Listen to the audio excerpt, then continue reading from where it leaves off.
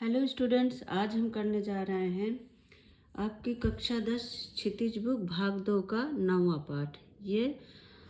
इसमें 2 खंड थे, काव्य खंड और गद्य खंड। तो ये काव्य खंड का अंतिम पाठ है। आज से हमारा काव्य खंड समाप्त हो जाएगा।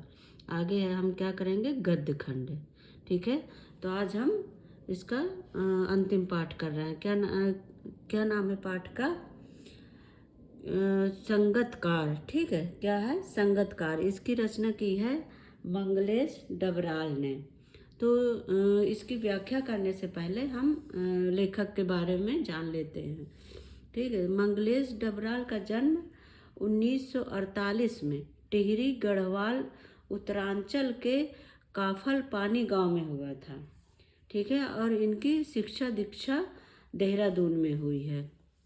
दिल्ली आकर हिंदी पेट्रियट प्रतिपक्ष और आसपास में काम करने के बाद वे भोपाल में भारत भवन से प्रकाशित होने वाले पूर्व ग्रह में सहायक संपादक रहे।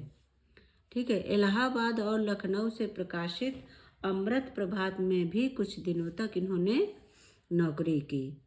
ठीक है, आगे क्या है? कुछ समय तक सहारा समय में भी संपादन का काम इन्होंने किया। ठीक है, और इनका निधन हो गया था 9 दिसंबर 2020 में, क्योंकि ये कोरोना काल में हुआ था। कोरोना से संक्रमित हो गए थे, तब इनकी मृत्यु हो गई थी। इनकी 5 मुख्य काव्य संग्रह हैं जो प्रकाशित हुई हैं। क्या है? पहाड़ पर लालटेन, दूसरी घर का रास्ता, और है हम जो देखते हैं, चौथी आवाज भी एक जगह है, और नए युग में शत्रु। ये इनके काव्य संग्रह हैं जो प्रकाशित हुए हैं। ठीक है, इसके अतिरिक्त इनके 2 गद्य संग्रह लेखक भी है। क्या है? रोटी और कवि का अकेलापन के साथ ही एक यात्रा व्रत एक बार आयोवा में भी प्रकाशित हो चुके हैं। ठीक है, तो ये रहा कवि के बारे में। अब हम पढ़ते हैं संगतकार। ठीक है, अच्छा, संगतकार की व्याख्या करने से पहले इसके बारे में थोड़ा सा बता देते हैं कि इस लेसन में हम पढ़ेंगे क्या। संगतकार का नाम सुनते ही आप लोगों को समझ में आ रहा होगा संगीतकार। नहीं, इसका संगीतकार का बिल्कुल मतलब नहीं होता। संगतकार अलग शब्द है, संगीतकार अलग शब्द है। ठीक है, संगतकार क्या है? संगतकार जैसे मान लो कोई गाने वाले बजाते हैं, तो उसका जो साथ देते हैं, जो उसके पीछे बैठे होते हैं, साथी संगत, उनको बोलते हैं संगतकार। ठीक है, तो संगतकार का यही मतलब यहाँ पे हुआ। तो ये लेसन पढ़ने से पहले वही मैं बता रही हूँ आप लोगों को कि इसमें है क्या। ठीक है, देखिए, जैसे बता रहे हैं कभी कि मान लो कि जो एक गा रहा है और उसके पीछे जो लोग बैठे होते हैं उनको संगतकार बोलते हैं, और जो गाता है उसका वो पल पल साथ निभाते हैं। ठीक है, वो हर पल उसके साथ रहते हैं कि नहीं, जहाँ पर भी उसका स्वर गिरने लगता है या वो धुन में यहाँ वहाँ खो जाता है, तो उसके संगतकार उसे संभाल लेते हैं। तो आज हम इसमें यही पढ़ेंगे। ठीक है, क्या है? मुख्य गायक के चट्टान जैसे भारी स्वर का साथ देती, वह आवाज़ सुंदर कमजोर कांपती हुई थी। वह मुख्य गायक का छोटा भाई है या उसका शिष्य। देखिए क्या कह रहे हैं इसमें। कवि कहते हैं कि मुख्य गायक के साथ, ठीक है, संगत करने वाले यानी गाने वाले या बजाने वाले कुछ लोग होते हैं, उन्हें संगतकार कहते हैं। ये तो आप लोगों को समझ में आ गया। ठीक है, क्या है? मुख्य या प्रधान गायक के गंभीर स्वर के साथ अपनी कमजोर किंतु मधुर आवाज से जो कोई गाता है उसे संगतकार कहते हैं। ठीक है, यहाँ क्या करें? मुख्य गायक के चट्टान जैसे, जो मतलब एक जो गाना गाते हैं उनमें एक मुख्य होता है, तो उसी को कह रहे हैं कि मुख्य गायक के चट्टान जैसे वो जो गाता है उसकी आवाज़ पूरी फुल कॉन्फिडेंस में होती है, ठीक है। यहाँ पे चट्टान का वही मतलब है कि वो फुल कॉन्फिडेंस से गा रहा है, ठीक है। जैसे भारी स्वर का साथ देती, वह आवाज़ सुंदर कमजोर कांपती हुई थी, और उसके पीछे से उसके संगत उसके साथी भी गा रहे हैं, ठीक है। क्या है, आवाज़ सुंदर है लेकिन थोड़ी कम है। जो एक मुख होते हैं उससे जो पीछे बैठे होते हैं वो थोड़ा धीरे गाते हैं कि जो सामने है उसकी आवाज़ तेज रहे, उसके पीछे वालों की धीरे रहे। और थोड़ी कांपती हुई थी वो अपने को, मतलब मुख्य के सामने, क्योंकि वो जानते हैं कि मुख्य वो है, उसके पीछे अपनी अपनी जगह वो जानते हैं, तो इसलिए वो अपनी कमजोर आवाज़ को थोड़ा दबा के रखते हैं, ठीक है। तो वही कह रहे हैं कि वह मुख्य गायक का छोटा भाई है, आवाज़ क्योंकि मिलती जुलती है तो इसलिए कह रहे हैं कि यह, मतलब वो भी इतना सुंदर गा रहा है लेकिन वो अपनी आवाज़ को थोड़ा दबाए है। तो वही कह रहे हैं कि यह तो वो गायक का छोटा भाई है, क्योंकि आवाज़ जैसे वो उसकी भी सुरीली है और मिलती जुलती है गायक से। या फिर गायक का शिष्य है, ठीक है। या फिर पैदल चलकर सीखने आने वाला दूर का कोई रिश्तेदार, या तो फिर कोई पैदल चलकर गायक का कोई दूर का रिश्तेदार है जो आया है और साथ दे रहा है। या फिर शिष्य है जो जिसको कि इन्होंने सिखा रखा है, तो वो इस गायक के साथ बराबर साथ दे रहा है। मुख्य गायक की गरज में वह अपनी गूंज मिलाता आया है प्राचीन काल से। कह रहे हैं कि मुख्य गायक, जो एक गायक होता है मुख्य गायक, उसके स्वर में वह अपना स्वर मिलाता है, ठीक है। उसके स्वर में अपना वह स्वर मिलाता है। ऐसे लगता है जैसे कि पुराने जमाने से ही ऐसी परंपरा चली आ रही हो कि जब मुख्य गायक गीत गाते हैं और गाते गाते वो खो जाता है, ठीक है। क्या, जब वो गाते गाते खो जाता है, गायक जब अंतरे की जटिल तानों के जंगल में, जब वह जंगल में, मतलब अपने स्वरों में जब वो खो जाता है, ठीक है।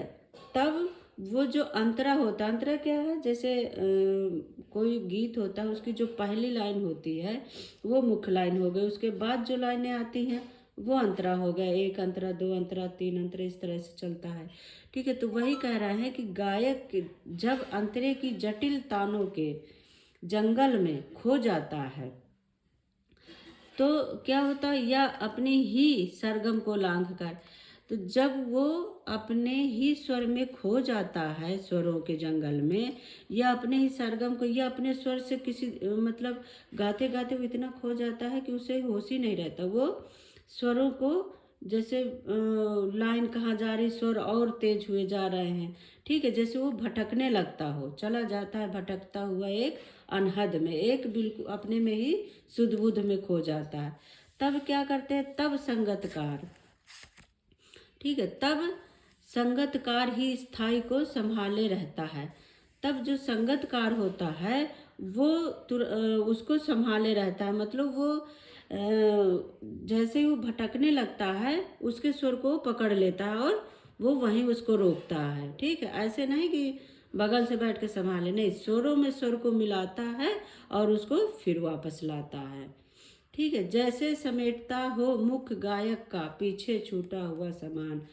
ऐसे लगता है जैसे कि जैसे कोई मान लो जा रहा है और उसका सामान पीछे गिरता जा रहा है, कोई यात्री जा रहा हो तो पीछे कोई उठाता चला रहा हो सामान, तो वही यहाँ कह रहे हैं कि जैसे समेटता हो मुख्य गायक का पीछे छूटा हुआ सामान। ऐसे लगता है जैसे जो उसके ये साथी हैं, संगतकार हैं, तो ऐसे लग रहा है जैसे गायक के पीछे पीछे उसके स्वरों को ऐसे संभालते हुए चले आ रहे हैं, जो जो उससे छूटता जा रहा है या वो खोया इधर उधर, तो पूरी तरह से वो उसे समेटते हुए और स्वर में लाते हैं। जैसे उसे याद दिलाता हो उसका बचपन, जैसे कि उसे याद दिला रहा हो कि उसका बचपन में जब वह नौसिखिया था, जब वो गायक जो है जब वो सीखता था, तो यहाँ वहाँ भटकता था, तो जो उसे गुरु उसके सिखाते थे, उसे संभालते थे, तो वैसे ही लग रहा है, वही काम आज संगतकार कर रहे हैं कि जो जो उससे छूट रहा है या यहाँ वहाँ खो जा रहा है, तो फिर उसके संगतकार उसे संभाल लेते हैं। ऐसे लगता है जैसे वो बचपन में ही चला गया हो, जब वो नौसिखिया था, जब वो संगीत को सीख रहा था। ठीक है, यहाँ तक आया समझ में? क्या कह रहे हैं कि कभी यही कहना चाहते हैं कि कभी कभी मुख्य गायक अपने सरगम से उत्पन्न होने वाले आनंद से भी परे किसी दिव्य लोक में, ठीक है, स्वर्गिक आनंद की अनुभूति करने लगता है, तब उसे बाहर जगत की, बाहरी दुनिया की सुध नहीं रहती है। योग साधना की ऐसी आनंददायिनी स्थिति में श्रोताओं को संगीत से जोड़े रखने का काम संगतकार ही करता है। ठीक है, कभी यहाँ एक अनुपम उदाहरण देते हुए कहते हैं कि ऐसे लगता है कि जैसे किसी के चले जाने के बाद जैसे कोई उसका छूटा हुआ सामान संजो कर रख रहा हो। कभी आगे यह भी कहते हैं कि संगतकार अपनी क्या टेक से, ठीक है, मुख्य गायक को यह याद दिलाता है कि कभी वह भी नया नया सीखने वाला था, आज जैसा महान गायक नहीं था। इस प्रकार वह अपनी आवाज़ के जादू से उसे उसके बचपन की याद दिलाता है। ठीक है, आगे क्या है? तार तार सप्तक में जब बैठने लगता उसका गला, प्रेरणा साथ छोड़ती हुई उत्साह अस्त होता हुआ, आवाज में राख जैसा कुछ गिरता हुआ, तभी मुख्य गायक को ढांढस बंधाता कहीं से चला आता है संगतकार का स्वर। कभी कभी वह यूं ही देता है उसका साथ, यह बताने के लिए कि वह अकेला नहीं है और यह कि फिर से गाया जा सकता है। ठीक है, क्या कहे? तार सप्तन, क्या इसमें कवि कह रहे हैं कि जब तार सप्तक में यानी बहुत ऊंची आवाज में गाते गाते, जब जो मुख्य गायक है वो बहुत ऊंची आवाज में गाते गाते अपनी मुख्य गायक या गायिका का स्वर उखड़ने लगता है, जो गाता है उसका स्वर यहाँ वहाँ जाने लगता है और उसका गला बैठने लगता है। ठीक है, गाते गाते मान लो थक गया, कोई ऐसी लाइन आए कि जो बहुत खींचनी पड़ रही है और वहाँ वो थक जाता है, उसे लगता है कि अब कैसे मैं करूँगा आगे, मतलब ये स्वर में संभाल पाऊँगा कि नहीं। जैसे ही उसका उत्साह थोड़ा कम होने लगता है तो आवाज से राख जैसा कुछ गिरता हुआ, क्या कह रहा है, तब संगतकार अपनी कोमल आवाज का सहारा देकर उसे उस निराशा और हताश अवस्था से उबारने का प्रयास करता है। ठीक है, तभी मुख्य गायक को ढांढस बंधाता है, कहीं से चला आता है संगतकार का स्वर, कभी कभी वह यूं ही देता है उसका साथ। क्या कह रहा है कि कभी कहीं से चला आता है, मतलब उसका स्वर कहीं जा रहा है लेकिन वो संगतकार उसके स्वर को बांध कर और फिर सीधे ले आता है।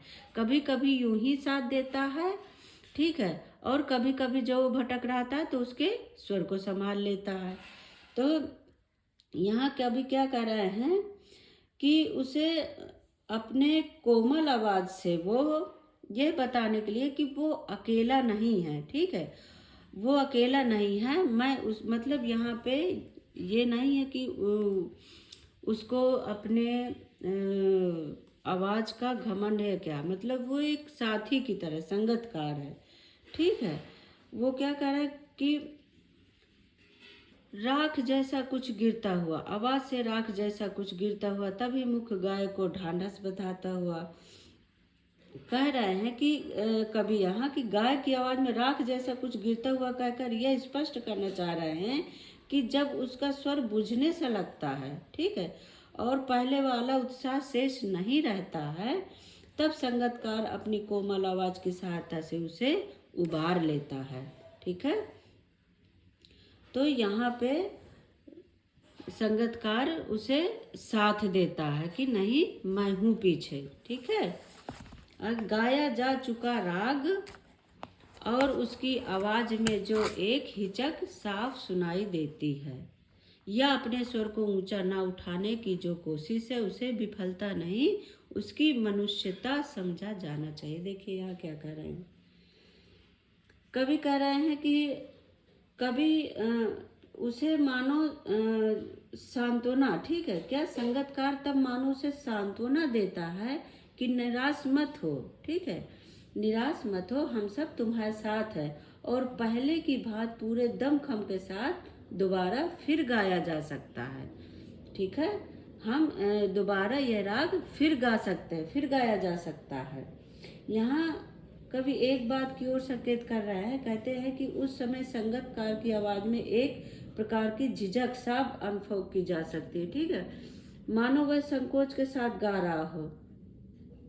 तो संगतकार की आवाज एक प्रकार की झिझक साफ अनुभव करवाती है, तब वो जो संगतकार होता है तो उसे संभाल लेता है, ठीक है, ऐसे लगता है कि जैसे मुख्य गायक का स्वर ऊपर, जैसे जो मुख्य गायक होता है उसका स्वर ऊपर होता है, ठीक है, और उसकी आवाज़ में जो एक हिचक साफ सुनाई देती है, किसके, जो मुख्य गायक के पीछे बैठा होता है वो, उसको गाना आता है, सब ठीक है, वो गा सकता है, ऊंची आवाज़ में भी गा सकता है, लेकिन वो ऊंची आवाज़ में नहीं गाता, उसकी आवाज़ में एक झिझक होती है, क्योंकि वो जानता है कि मुख्य गायक की जो जगह है वो मतलब एक श्रेष्ठ है, वो आगे बैठा है, उसकी जगह अलग है, हमारी अलग है, तो ये उसकी महानता है, ठीक है, कि वो उसकी आवाज़ से अपनी आवाज़ को आगे नहीं बढ़ाता है, या अपने स्वर को ऊंचा न उठाने की जो कोशिश है उसे विफलता,